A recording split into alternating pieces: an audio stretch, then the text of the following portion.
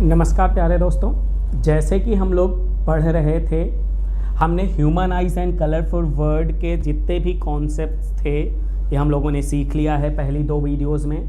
हम अब आज करेंगे एनसीईआरटी के क्वेश्चन आंसर्स, जो एक्सरसाइज हैं और जो इंटेक्स क्वेश्चंस हैं उनको 1 बाय 1 सॉल्व करेंगे।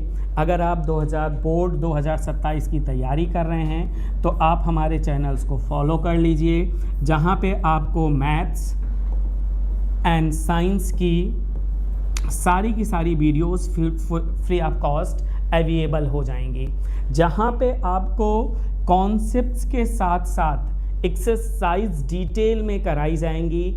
उसके साथ एग्ज़ाम में प्रीवियस ईयर क्वेश्चन PYQs क्या क्या पूछे गए हैं वो एकदम एक्सप्लेन किए जाएंगे आसान भाषा में। अगर आप चैनल पे नए हैं तो चैनल को सब्सक्राइब ज़रूर कर लें, क्योंकि रेगुलर वीडियो अपडेट के लिए आप चैनल को सब्सक्राइब करे रहेंगे तो आपको रेगुलर वीडियो अपडेट मिलेगी।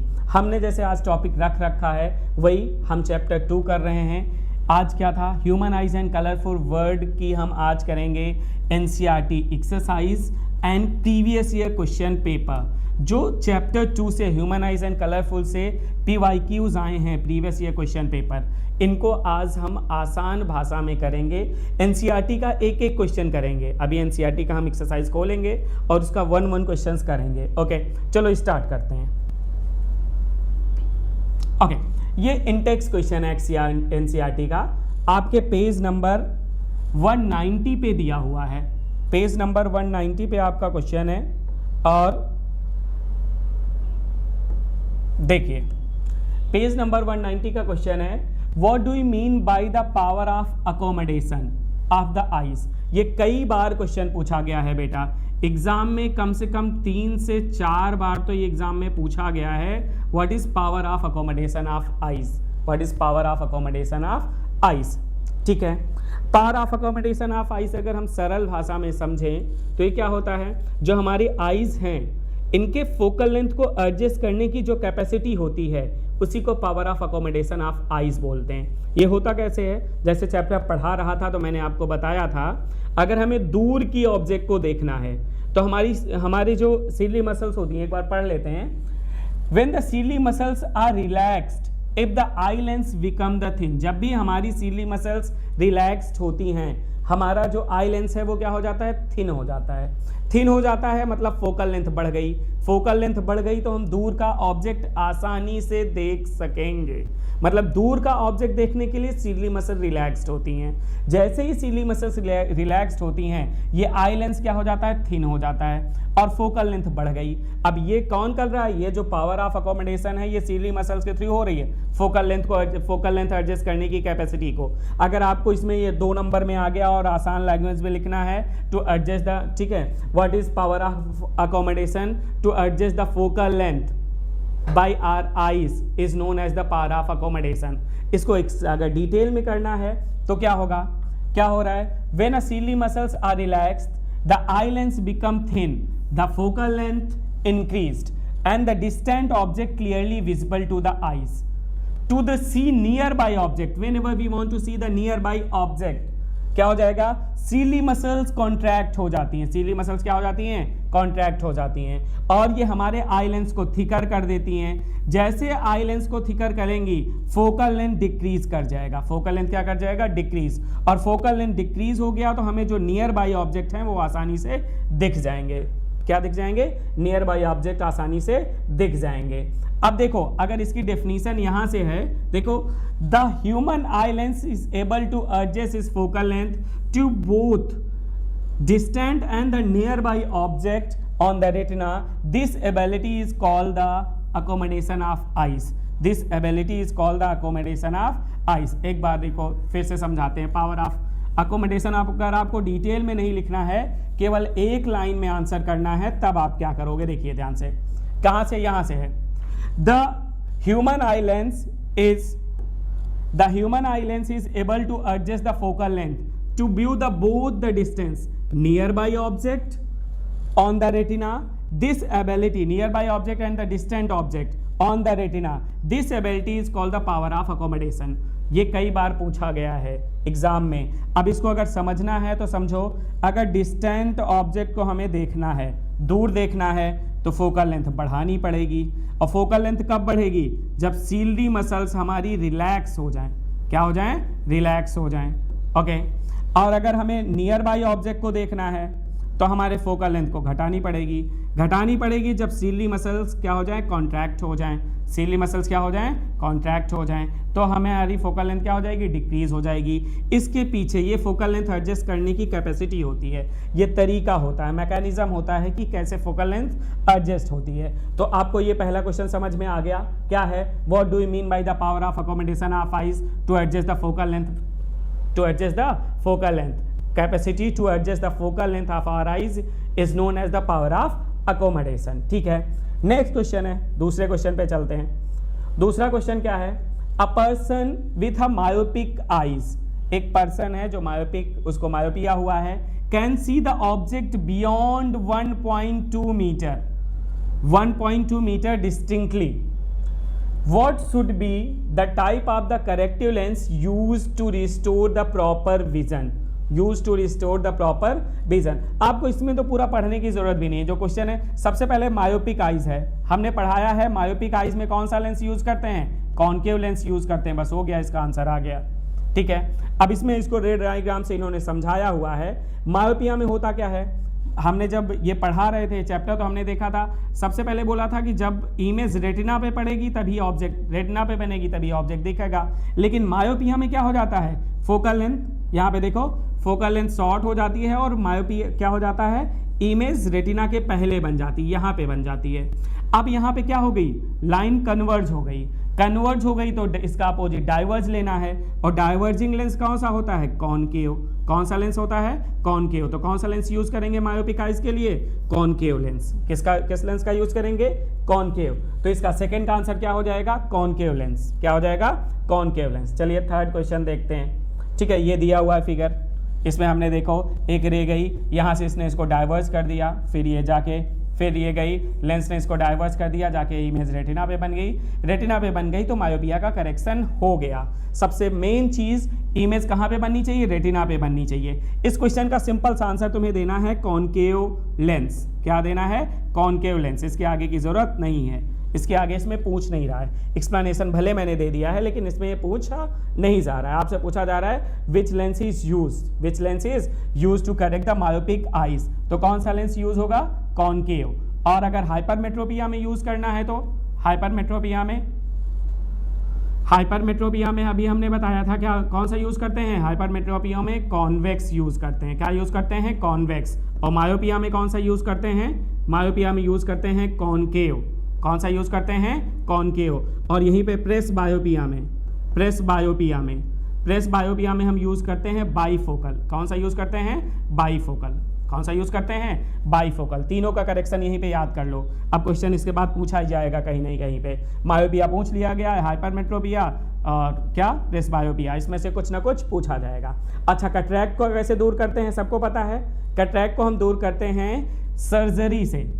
किससे? सर्जरी से। नेक्स्ट क्वेश्चन देखते हैं हम। थर्ड क्वेश्चन है, what is the far point and near point. जब पढ़ा रहा था मायोपिया, पहली वीडियो देखो, मैंने बोला था एग्जाम में पूछा जाता है far point and near point. देखो क्वेश्चन भी आ गया। क्या है far point and near point? देखो far point and near point क्या है बेटा? देखो, चलो यहां बता देते हैं। फार पॉइंट क्या होता है? Far point for the human eyes क्या होता है? इन्फिनिटी। और नियर पॉइंट क्या होता है? नियर पॉइंट होता है 25 सेंटीमीटर। 25 सेंटीमीटर। हम बिना प्रेशर दिए अपने आइज को सबसे नियरर पॉइंट पे जो देख सकते हैं वो 25 सेंटीमीटर देख सकते हैं। ओके। और फार पॉइंट क्या होता है? नॉर्मल आइज के लिए, हेल्दी आइज के लिए वो होता है इन्फिनिटी। याद रखो, far point FP infinity, near point NP 25 centimetre. अब आपको यहाँ पे कंफ्यूज करेगा 25, आपको ऑप्शन में कभी कभी दे देगा 25 मीटर, 25 सेंटीमीटर, 25 मिलीमीटर एंड क्या दे देगा? 25 किलोमीटर। अब आपको इसकी यूनिट भी याद रखनी है कि नियर पॉइंट होता है 25 सेंटीमीटर। इस चीज़ को याद रखना है आपको। देखो क्वेश्चन मिल गया, पढ़ा रहा था मायोपिया या चैप्टर स्टार्ट किया था तभी मैंने बताया था फार पॉइंट और नियर पॉइंट में पूछा जाता है और कई बार ये क्वेश्चन एमसीक्यू में पूछा गया है, दसियों बार। चलिए नेक्स्ट क्वेश्चन पे चलते हैं। नेक्स्ट क्वेश्चन क्या है, अब हम एक्सरसाइज पे आ जाएंगे। इनटेक्स्ट क्वेश्चन सारे खत्म हो गए, अब एक्सरसाइज है। अब ये एमसीक्यू है। एमसीक्यू अगर मैं एक तरीका बताऊं आपको तो याद रखो कि आपको पढ़ना कैसे है। एक चैप्टर में, साइंस के एक चैप्टर में ज़्यादा से ज़्यादा 7 से 8 एमसीक्यू हैं, हमने 10 एमसीक्यू एवरेज ले लिया और लगभग 14 चैप्टर हैं। 14 चैप्टर में अगर एनसीईआरटी के एमसीक्यूज देखे जाएं तो लगभग 140 एमसीक्यू होंगे और 140 एमसीक्यू अगर आपने रट लिया तो मैं गारंटी से बोल रहा हूं कि 10 एमसीक्यू आपके एग्जाम में फंसेंगे ही फंसेंगे, ठीक है, क्योंकि एनसीईआरटी से एग्जाम में आता ही आता है। तो 10 नंबर निकालने का सिंपल सा लॉजिक है, एनसीईआरटी के जितने एमसीक्यूज हैं सब सॉल्व कर डालो, ठीक है। चलिए हम इस एक्सरसाइज के एमसीक्यूज को करते हैं। देखिए,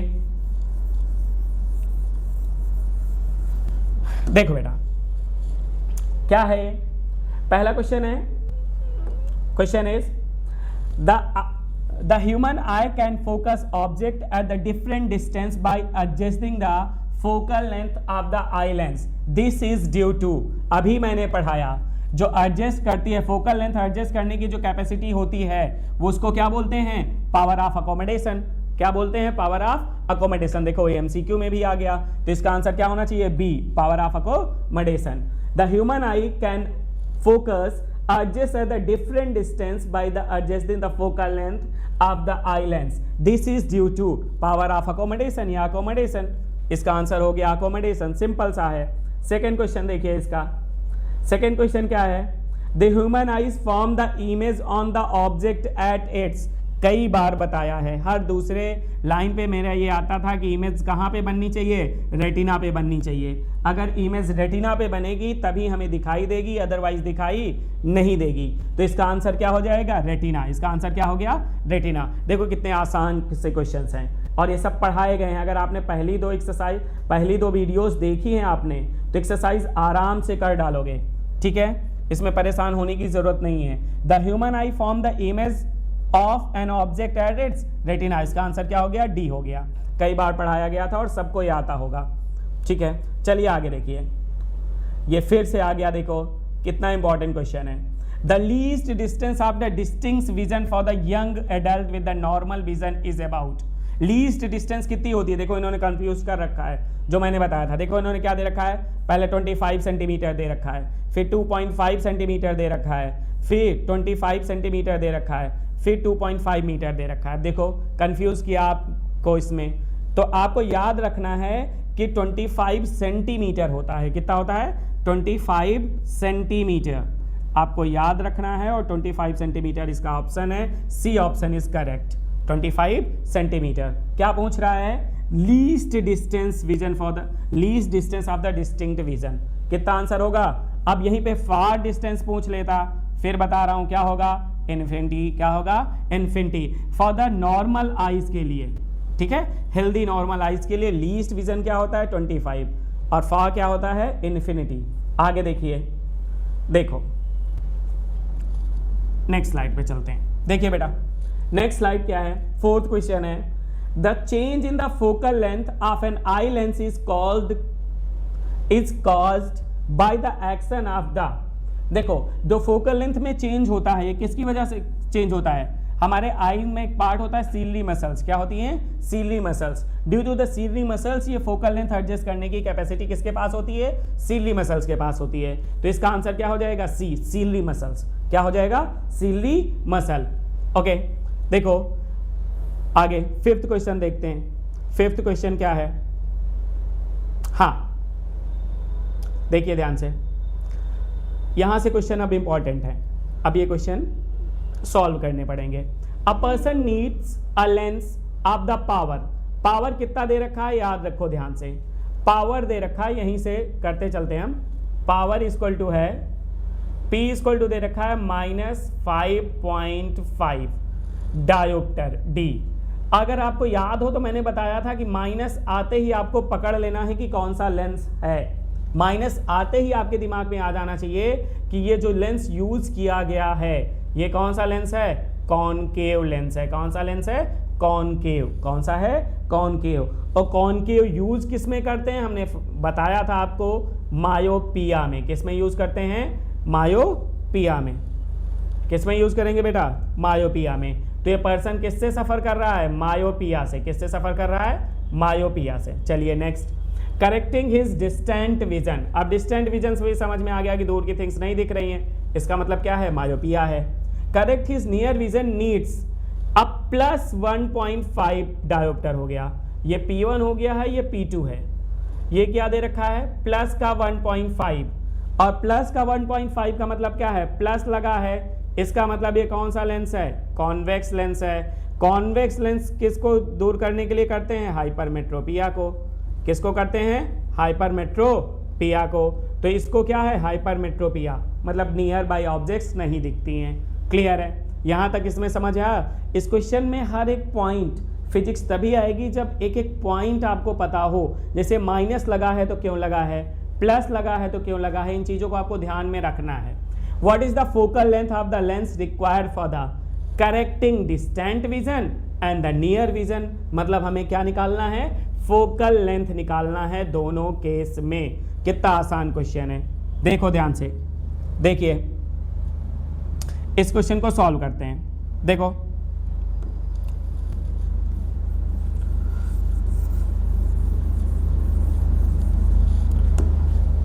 हमने लाइट चैप्टर में पढ़ा हुआ है कि, एक मिनट बेटा,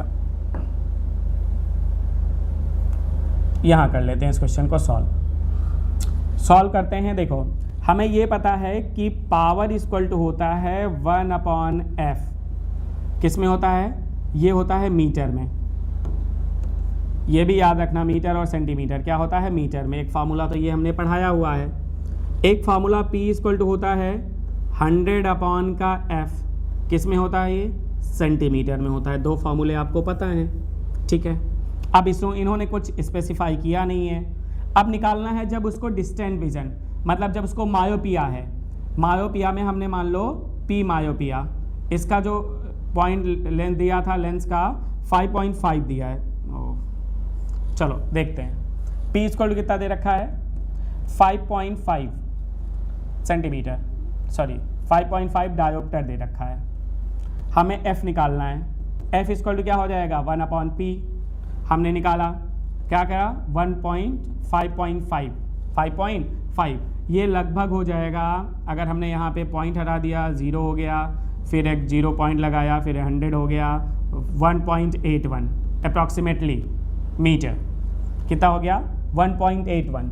F1 जो आ गया फोकल लेंथ, वो कितना आ गया, 0.181 मीटर। ये जब उसको मायोपिया है, डिस्टेंस विजन के लिए है। किसके लिए है, डिस्टेंट विजन के लिए। अब दूसरा देखो, दूसरा पावर क्या दे रखा है उसने, P इक्वल टू, ठीक है, P इक्वल टू 1.2 दे रखा था, या जो भी दे रखा हो आप 1.2 लेके।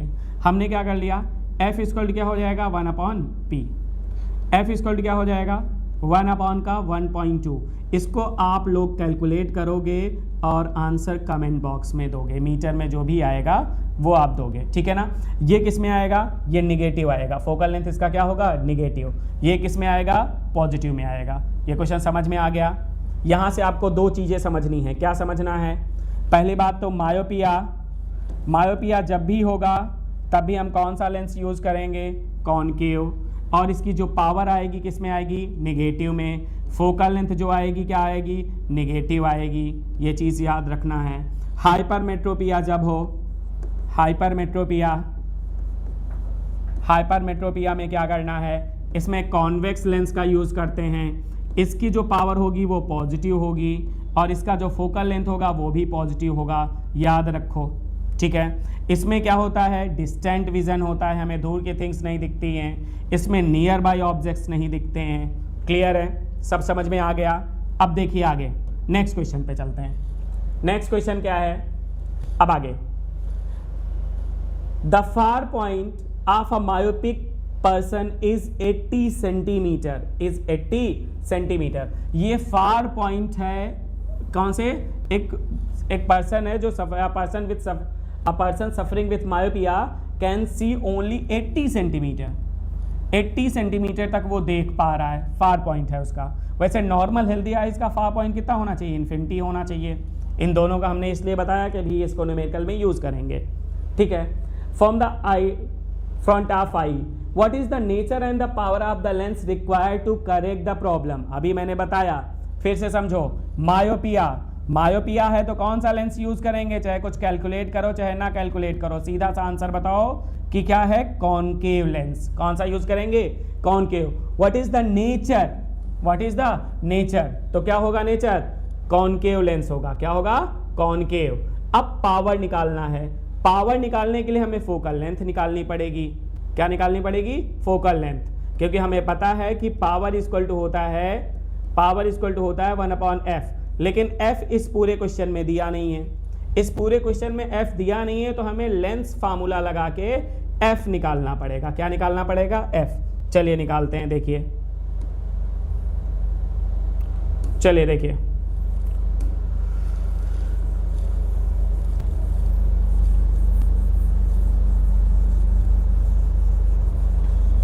हाँ, देखो बेटा, क्या करना है? सबसे पहले तो सबको फार्मूला, लेंस फार्मूला पता है। लेंस फार्मूला क्या होता है? लेंस फार्मूला होता है, यहाँ साइड में करते हैं, 1/f equal to 1/v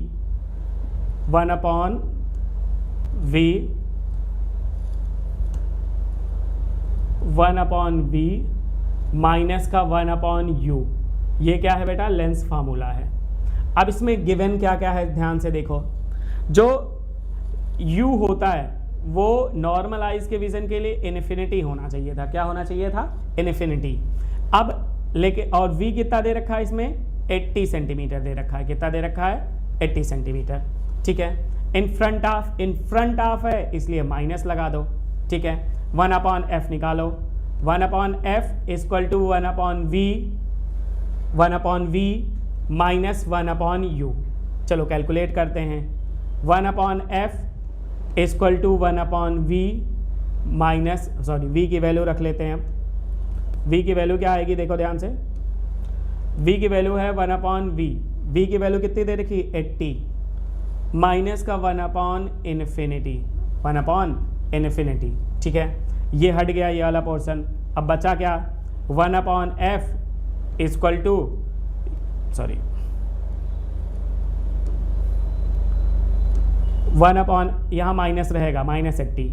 1/f equal to 1/-80।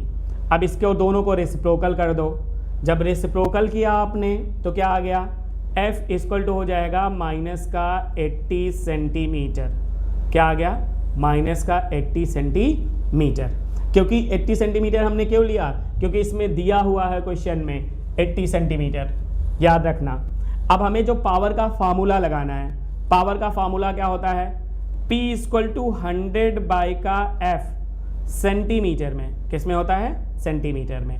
तो P इक्वल टू हमने रख दिया 100 का -80, ये कैंसिल आउट हो गया। ये 5 2 जा 10, 4 2 जा 8, 5/2, फिर से हमने 5/4 हो गया। फिर से हमने इसको डिवाइड किया, 5 1 जा 4 1 जा 4, बचा 1, 4 2 जा 8, 1.25। तो पावर इक्वल टू हो गया माइनस का 1.25 डायोप्टर। पावर निकल के आया, सबको समझ आया? फिर से एक बार कर देते हैं यहाँ पे थोड़ा सा, ठीक है। देखिए P इक्वल टू क्या हो गया है? F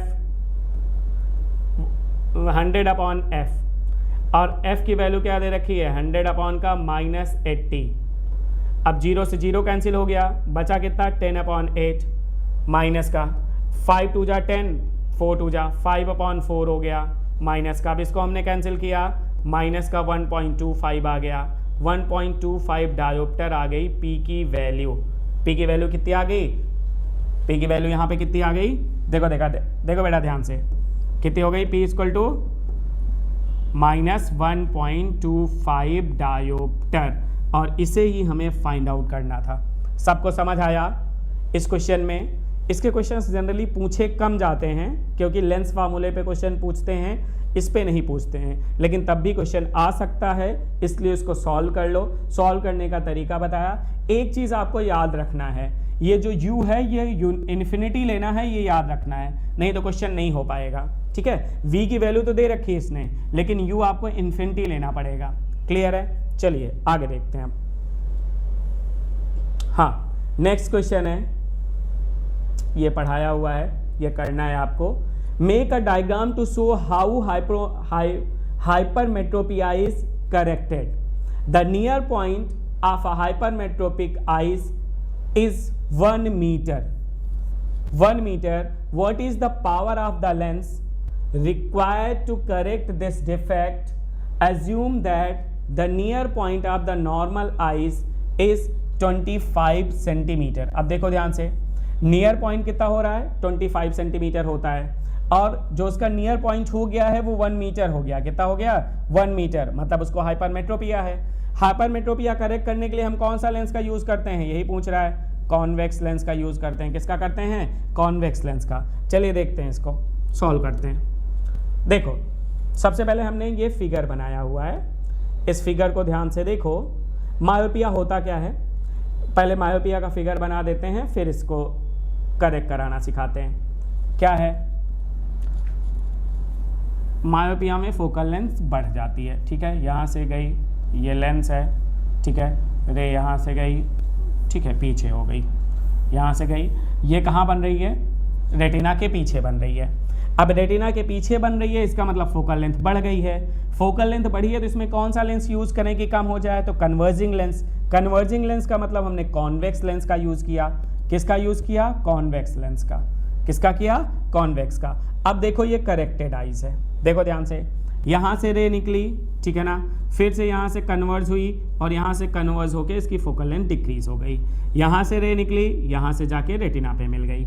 अब रेटिना पे इमेज बन गई तो इमेज हमें क्लियर दिखाई देने लगी। ठीक है, कौन सा लेंस हमने यूज़ किया है? कॉन्वेक्स। कौन सा? कॉन्वेक्स। ये बनाने के लिए हमने कई बार बताया है कि ये बनाने के लिए एग्जाम में आता है, और देखो क्वेश्चन पूछा गया है। आप अपने आंखों से देख लो, ठीक है ना, ये समझ में आया। देखो इसका नियर पॉइंट ये हो गया है, ठीक है, देखो नियर पॉइंट इसका इंक्रीज हो गया है। नियर पॉइंट क्या था? नॉर्मल आइज का 25 सेंटीमीटर होता है, लेकिन इसका क्या हो गया है? 1 मीटर। कितना हो गया है? 1 मीटर। क्लियर है? तो नियर पॉइंट इसका इंक्रीज हो गया है, तो पास की थिंग्स इसको दिखती नहीं है। इसको सॉल्व करने का तरीका क्या है ये देख लेते हैं। सबसे पहले तो नियर पॉइंट होता क्या है? u जो है नियर पॉइंट को शो करेगा -25 सेंटीमीटर, लेकिन उसका नियर पॉइंट हो क्या गया है? v की वैल्यू -1 मीटर। मीटर को अगर कन्वर्ट करोगे सेंटीमीटर का तो 100 सेंटीमीटर हो जाएगा, -100 सेंटीमीटर। अब हमें f निकालना है, 1/f = 1/v -1/u। 1/f की वैल्यू क्या हो जाएगी? 1/f = 1/v। 1/v की वैल्यू क्या है? -100। माइनस माइनस प्लस हो जाएगा 1/25। ठीक है, चलिए सॉल्व करते हैं। 1/f। अब इन दोनों का एलसीएम ले लो, 100 और 25 का। 100 और 25 का एलसीएम लिया तो हमने 100 हो गया। 100 की टेबल में 100 कितने टाइम्स से? 1 टाइम्स से आएगा तो 1 हो जाएगा, -1। और इसमें कितने टाइम्स आएगा? 4 टाइम्स में। 25 4 जा 4 से 1 गया, कितना हो जाएगा? 3/100। कितना हो गया? 3/100। 1/f = अब f = हो जाएगा, रेसिप्रोकल कर दो इसको। रेसिप्रोकल कर दिया तो 100/3 हो गया। 100/3 सॉरी 100/3। 100/3 को हमने इसको जब सॉल्व किया तो हो जाएगा 33.33। कितना हो जाएगा? 33.33 सेंटीमीटर। ये क्या आ गया? फोकल लेंथ आ गई। क्या आ गई? Focal length. क्या आ गई? Focal length. अब अगर हमें पावर निकालना है, क्या निकालना है? पावर। पावर निकालने का फॉर्मूला हमने बता रखा है आपको। P = क्या होता है? 1/f। P = क्या होता है? 1/f। P 1/f 1/, ये सेंटीमीटर में, इसलिए हमने इसको 100 कर दिया। क्या कर दिया? 100। और 33.33 जब हमने इसको इससे डिवाइड किया तो अप्रॉक्सीमेटली 3 आ गया, 3 डायोप्टर। पावर कितना हो गया? 3 डायोप्टर। तो जो पर्सन सफ़र कर रहा है हाइपरमेट्रोपिया से, अगर उसको 3 डायोप्टर पावर का हमने लेंस दे दिया, कौन, अब यहाँ पे पॉजिटिव आया है, पॉजिटिव आया है तो कौन सा लेंस है? ये कॉन्वेक्स लेंस है। कौन सा लेंस है? कॉन्वेक्स। मतलब अगर उसको कॉन्वेक्स लेंस 3 डायोप्टर का दे दिया जाए तो वो नॉर्मल 25 सेंटीमीटर तक आराम से देख सकता है। उसकी जो नियर पॉइंट बढ़ के 1 मीटर हो गया है वो फिर से 25 सेंटीमीटर हो जाएगा। क्वेश्चन समझ में आया सबको? ये वाला जिसको नहीं समझ आया है एक बार फिर से इसको दोबारा रिपीट करके देख लीजिएगा और इसका स्क्रीनशॉट ले लीजिए, ठीक है। चलिए आगे देखते हैं next question. Okay, next question है what happens to the image distance, what happens to the image distance in the eye when we increase the distance of an object from the eye lens। पहले question समझ में आ रहा है क्या बोल रहा है ये? ठीक है, पहले क्वेश्चन समझो। क्वेश्चन बोल क्या रहा है? what happen to the image distance in the eye when we increase the distance of object। समझो, जैसे मान लो कि ये आई है, ह्यूमन आई है और ऑब्जेक्ट यहां पे रखा था, ठीक है। अब क्वेश्चन पूछ रहा है कि जो ऑब्जेक्ट यहां रखा था इसके प्लेस को हटा के यहां कर दिया, तो अब जो इमेज यहां रेटिना पे बन रही थी या जहां पे भी बन रही थी ह्यूमन आइज पे, उस पे क्या इफेक्ट पड़ेगा? ठीक है ना, ये क्वेश्चन पूछ रहा है, ठीक। देखो, जो हेल्दी पर्सन्स होते हैं उनकी आई लेंथ सीली मसल्स क्या कर देती हैं? फोकल लेंथ एडजस्ट करती हैं। जब फोकल लेंथ एडजस्ट करती हैं तो चाहे ऑब्जेक्ट पास में रहे चाहे ऑब्जेक्ट दूर रहे, कोई फर्क नहीं पड़ता है। क्लियर है? तो इसमें अगर ऑब्जेक्ट को पास रखें या दूर रखें, नॉर्मल हेल्दी ह्यूमन आइज में कोई भी फर्क नहीं पड़ेगा क्योंकि वो फोकल लेंथ को क्या कर लेगा? एडजस्ट कर लेगा। ठीक है ना, इसका यही आंसर था, सिंपल सा। ठीक है, अब यहाँ से खूब क्वेश्चंस पूछे जाते हैं। Why do stars twinkle? Why do stars twinkle? अब हमने आपको जब वो चैप्टर पढ़ा रहा था तो 2-3 टॉपिक हमने छोड़ दिए थे। कौन कौन से 2-3 टॉपिक छोड़ दिए थे? एक एटमॉस्फेरिक रिफ्रैक्शन छोड़ दिया था, एक और क्या छोड़ दिया था? स्कैटरिंग ऑफ लाइट छोड़ दिया था। ठीक है, ये यहाँ से 2 क्वेश्चंस बनते हैं, इनको हम एक्सप्लेन करेंगे, तब तक हम इनको देख लेते हैं। Why do stars twinkle question ये एग्जाम में खूब पूछा गया है कईयों बार, ठीक है, लेकिन हम समझते हैं इसको। देखो, सबसे पहले तो एटमॉस्फेरिक रिफ्रैक्शन समझ लो। एटमॉस्फेरिक रिफ्रैक्शन समझने के लिए हम समझते हैं थोड़ा सा, यहाँ पे देखो, ये क्या है? अर्थ है। क्या है? अर्थ। और अर्थ के चारों तरफ एटमॉस्फेरिक लेयर हैं। क्या है? एटमॉस्फेरिक लेयर हैं। अर्थ के चारों तरफ एटमॉस्फेरिक लेयर हैं और लेयर क्या हैं? डिफरेंट डेंसिटी की हैं, डिफरेंट डेंसिटी की हैं और डिफरेंट डेंसिटी की हैं, इसलिए इनका रिफ्रैक्टिव इंडेक्स अलग अलग है। जब बाहर से कोई रे आएगी तो अब देखो, जब लाइट वैक्यूम में चलती है तो सबसे तेज चलती है, जैसे ही वो एटमॉस्फेयर में आएगी, जैसे ही एटमॉस्फेरिक लेयर में पहुंचेगी उसकी स्पीड कम होगी। अगर डेंसिटी ज़्यादा है तो स्पीड कम होगी, डेंसिटी कम है तो स्पीड बढ़ जाएगी, जिसकी वजह से वो अपने पाथ को चेंज करेगी। पाथ को चेंज करेगी, इसी फिनोमिना को हम रिफ्रैक्शन बोलते हैं और ये एटमॉस्फेयर के थ्रू होता है, इसलिए इसको एटमॉस्फेरिक रिफ्रैक्शन बोलते हैं। रिफ्रैक्शन हमने सीखा हुआ है ना, जब कोई भी रे लाइट एक मीडियम से दूसरे मीडियम में जाती है तो अपने पाथ को चेंज कर देती है। तो ऐसे ही जब लाइट आती है सन से तो अपने पाथ को चेंज कर देती है। कहाँ पे एंटर होते ही? एटमॉस्फेयर पे एंटर होते ही। जब अपने पाथ को चेंज कर देती है तो होता क्या है? जब कोई भी ऑब्जेक्ट, मान लो हमें दिखना यहाँ चाहिए था, कोई ऑब्जेक्ट, मान लो स्टार्स यहाँ पे होते हैं, ट्विंकल्स, स्टार से लाइट निकली, ठीक है, वो अपने पाथ को यहाँ से पहुँचते पहुँचते उसने अपने पाथ को चेंज कर दिया। चेंज कर दिया तो हमें अपेरेंट पोजीशन ये दिखाई देने लगी। क्यों दिखाई देने लगी? क्योंकि इसने अपने पाथ को चेंज कर दिया। चेंज क्यों कर दिया? रिफ्रैक्शन के थ्रू। रिफ्रैक्शन क्यों हुआ? क्योंकि एटमॉस्फेयर के लेयर्स पे डिफरेंट डेंसिटीज थी, डिफरेंट रिफ्रैक्टिव इंडेक्स की वजह से एटमॉस्फेरिक रिफ्रैक्शन हुआ और यही एटमॉस्फेरिक रिफ्रैक्शन रिस्पॉन्सिबल होता है apparent position of stars, apparent position of stars, apparent position of stars. अगर आपको इसको ऑब्जर्व करना है या देखना है तो एक बकेट में पानी लो, उसमें एक कॉइन डाल दो। जब कॉइन को देखोगे तो उसकी जो पोजीशन रहेगी वो नीचे रहेगी, लेकिन आपको ऊपर दिखेगा। क्यों दिखेगा? अपेरेंट पोजीशन होगी। अपेरेंट पोजीशन क्यों होगी? क्योंकि वाटर हम जब देखेंगे तो हमारे आई से हम कहाँ एयर से देखेंगे, और बकेट में क्या होगा? वाटर होगा। वाटर और एयर दोनों का मीडियम चेंज हो रहा है, तो स्पीड, ये जो लाइट जा रही है इसकी स्पीड में डिफरेंस होगा, और स्पीड में डिफरेंस होगा तो ये डेविएट कर जाएगी, तो इसलिए इसके पोजीशन में क्या हो जाएगी? चेंज हो जाएगा, इसका पोजीशन चेंज हो जाएगा। ठीक है, सबको एटमॉस्फेरिक रिफ्लेक्शन समझ में आया? ठीक है, क्लियर। अब हम पढ़ेंगे why do stars twinkle. Stars emit their own light, they twinkle due to the, simple सा पहले एक लाइन में आंसर लिखना है। अगर आपको कुछ नहीं आता है तो सिंपल सा लिखोगे due to atmospheric refraction. Question पूछा जाए व्हाई डू स्टार्स ट्विंकल, तो सिंपल सा आंसर होगा due to the atmospheric refraction, due to the atmospheric refraction. Okay, due to the atmospheric refraction. Atmospheric refraction मैंने आपको समझा दिया। अब होता क्या है? स्टार्स ही क्यों ट्विंकल होते हैं? एक्चुअली याद रखना, एक क्वेश्चन मैं पूछ रहा हूं, सब लोग आंसर देना। स्टार्स ट्विंकल पर second 10 times, 100 times, sorry 1000 times, 100 times and infinite times. Stars twinkle पर सेकेंड। एक सेकेंड में स्टार्स कितनी बार ट्विंकल करता है? जरा मुझे आंसर बताओगे सब लोग। जो क्लास सही से पढ़ा होगा वो जानता होगा। अब इसका आंसर अगर आप लोग दे देना तो ठीक है, अदरवाइज हम नेक्स्ट वीडियो में बता देंगे। क्यों? मैं सिंपल सा एक लाइन बोल रहा हूं, इसमें इसका आंसर है stars appears to be twinkle, actually they do not. Okay, समझ रहे हो? अब इसका आंसर आपको देना है इतनी लाइन से। आगे देखिए, अब इसको हम देखते हैं।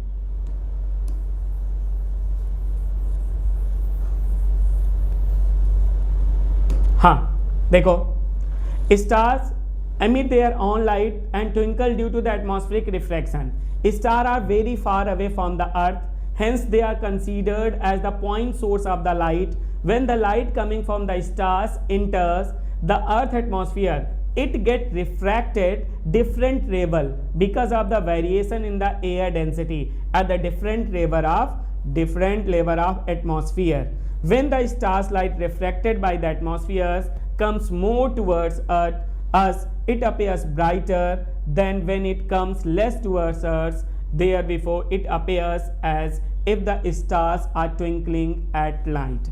चलो ठीक है, अब इसको समझ पाए या नहीं समझ पाए मैं समझाता हूँ आपको सिंपल से लैंग्वेज में। होता क्या है? मान लो ये अर्थ है, ये क्या है? अर्थ है। अर्थ के चारों तरफ एटमॉस्फेरिक लेयर्स हैं। अर्थ के चारों तरफ क्या हैं? ये एटमॉस्फेरिक लेयर्स हैं। ठीक है, मान लो यहाँ कहीं स्टार है, यहाँ क्या है? स्टार है। स्टार एक पॉइंट सोर्स लाइट होता है। पॉइंट सोर्स मतलब एक बल्ब जल रही है। ठीक है, अब होता क्या है? जब रे यहाँ से निकलती है, ठीक है, इन एटमॉस्फेयर के थ्रू एटमॉस्फेरिक रिफ्रैक्शन होता है। जब इस स्टार की लाइट हमारे आईज तक ज़्यादा लाइट पहुंच जाती है तो वो हमें ब्राइटर दिखते हैं। क्या दिखते हैं? ब्राइटर। लेकिन यही स्टार्स की लाइट जब ज़्यादा रिफ्लेक्ट हो जाए, हमारे आईज तक ना पहुंचे, तो हमें डिम दिखते हैं। क्या दिखते हैं? डिम। यही रीज़न होता है ट्विंकलिंग ऑफ स्टार्स। क्या होता है? Twinkling of stars. अब सिंपल सा आंसर दोगे due to the atmospheric refraction, due to the atmospheric refraction. Okay, अगर एक क्वेश्चन मैं पूछ रहा हूं आपसे, आप बताना ये एटमॉस्फेरिक लेयर्स नहीं होती तो क्या स्टार्स ट्विंकल होते, या stars appears to be twinkle होते? ठीक है, या स्टार बहुत पास होता उसके अर्थ के, तब ये जैसे मून की जगह स्टार को रख दो, तो अब ये बताओ कि ये ट्विंकल होगा कि नहीं होगा। ठीक है, ये आपके लिए क्वेश्चन है जो कमेंट बॉक्स में आपको बताना है। ठीक है, अब आगे देखते हैं नेक्स्ट। ये मैंने बता दिया आपको why stars to appears to be twinkle, because क्या होते हैं? They are very far from the earth and they are the point source of light, and due to the atmospheric refraction sometimes light reaches to more light reaches us to our eyes, so it appears brighter when the less light comes to our eyes, it appears dimmer, that's why it appears to twinkle. Simple सा logic है, simple सा समझो, इसको हमने समझा दिया आपको. Why stars appears to be twinkle, important topic है, याद रखिएगा. अब यहीं से क्वेश्चन पूछा जाता है, Why stars appears twinkle but planet do not. Planet twinkle नहीं करता है. नेक्स्ट क्वेश्चन मुझे लग रहा है वही मैंने लिया हुआ है, देखते हैं. हाँ, यही क्वेश्चन दे रखा है. क्या दे रखा है? Explain why the planets do not twinkle. Simple सा है. होता क्या है, जो सबसे पहले तो अर्थ के स्टार के रिस्पेक्ट में प्लैनेट्स अर्थ के पास होते हैं. प्लैनेट अर्थ के क्या होते हैं? पास होते हैं. दूसरी चीज जो सबसे इंपॉर्टेंट है, वहां मैंने बताया कि stars are the point source of light. इसमें कई लाइट, जैसे एक झालर लो और उसमें कई लाइट लगा दो, कई लाइट निकलेगा तो कई सोर्स हैं. क्या हो रहे हैं? कई सोर्स से लाइट आ रही है. और मान लो कि एटमॉस्फेयर से, मान लो ये एटमॉस्फेरिक लेयर है, इस एटमॉस्फेरिक लेयर से ये वाली लाइट रिफ्लेक्ट हो गई, ये वाली लाइट रिफ्लेक्ट हो गई, लेकिन ये वाली लाइट हमारे आइज में पहुंच रही हैं, दूसरी वाली लाइट हमारे आइज में पहुंच रही हैं. इस वजह से ना ये तो ब्राइटर ज़्यादा दिखता है और ना डिमर दिखता है.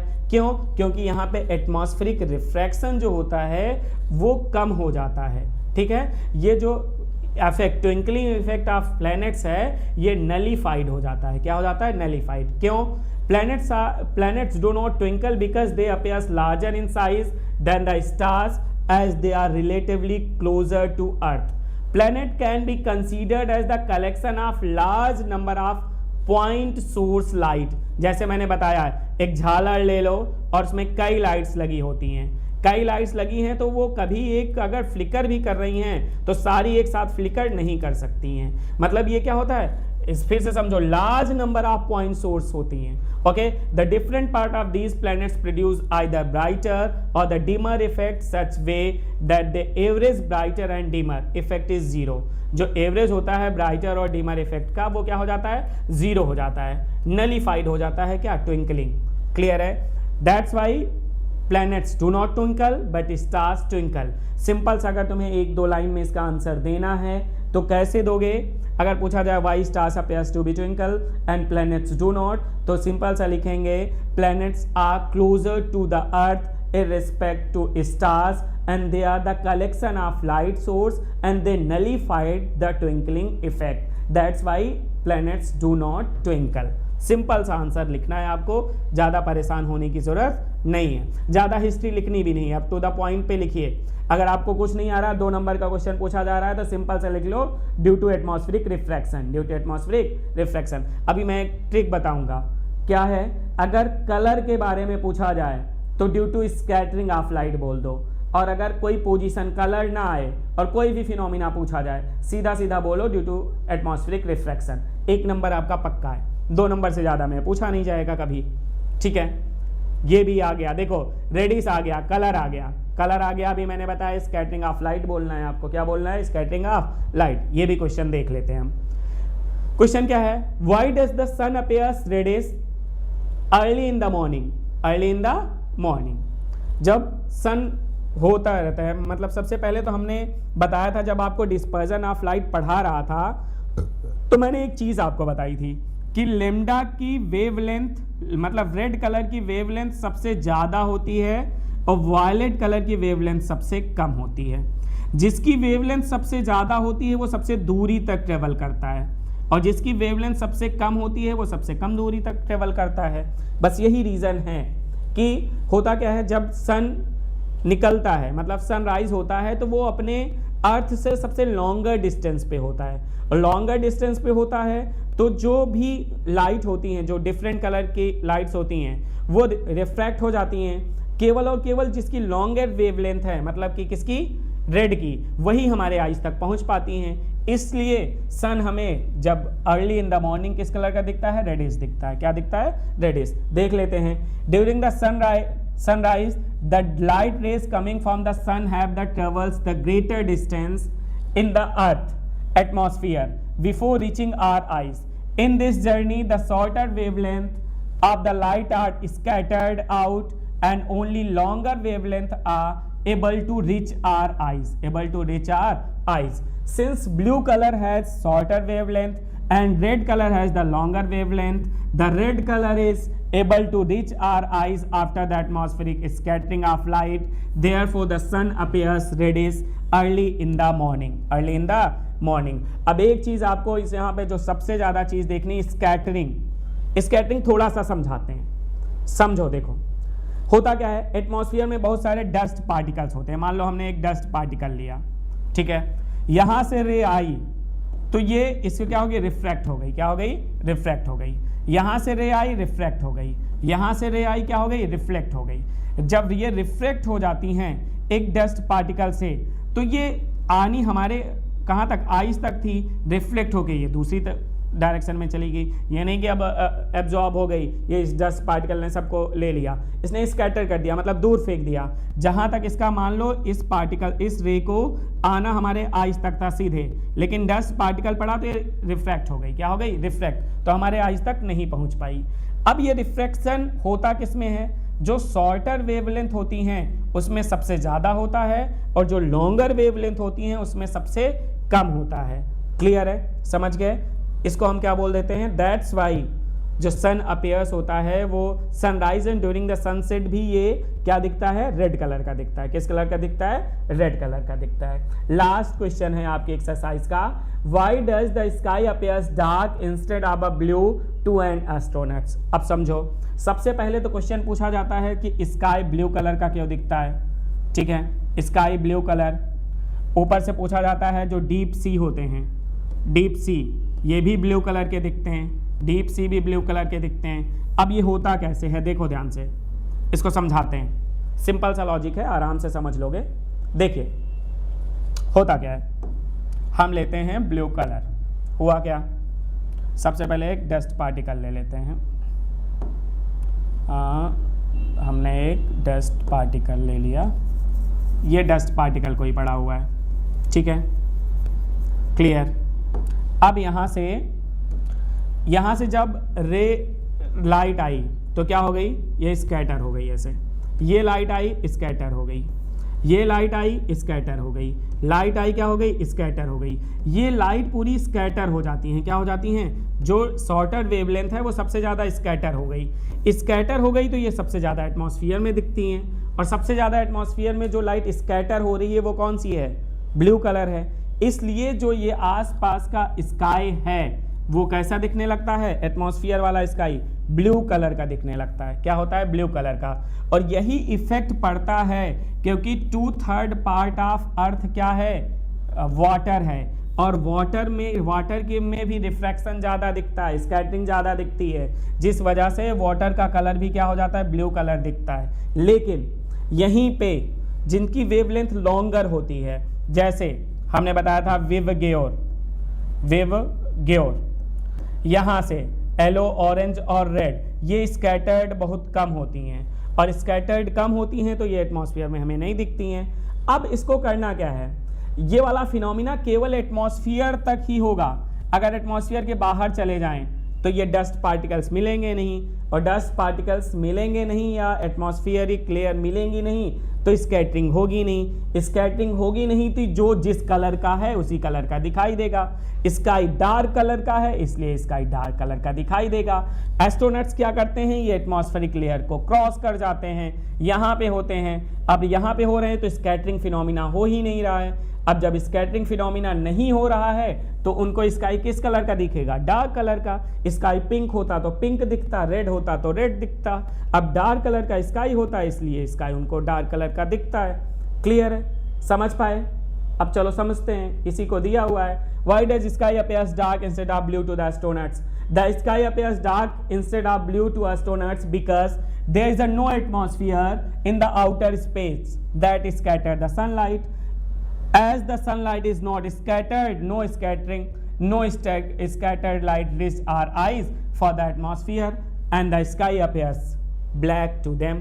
जब स्कैटरिंग हो ही नहीं रही है, हमारे आइज तक पहुंचेंगी नहीं। हमारे आइज पर तक जो कलर पहुंचेगा वही दिखाई देगा, और जो सबसे ज़्यादा स्कैटर होगा वही, जैसे इसमें ब्लू कलर सबसे ज़्यादा स्कैटर हो रहा है, हमारे आइज पे सबसे ज़्यादा ब्लू कलर दिख रहा है। अब जब सनराइज होने लगता है तो उस समय ब्लू कलर नहीं पहुंच पाती हैं, रेड कलर होती हैं, तो वो हमें रेड कलर का दिखता है। बस यही रीज़न है। और ये यहाँ पे सेकेंड चैप्टर खत्म हो गया। सेकेंड चैप्टर आप इसको 2 से 3 बार ह्यूमन आइज पढ़ लीजिएगा, इन वीडियो से पढ़ लीजिएगा।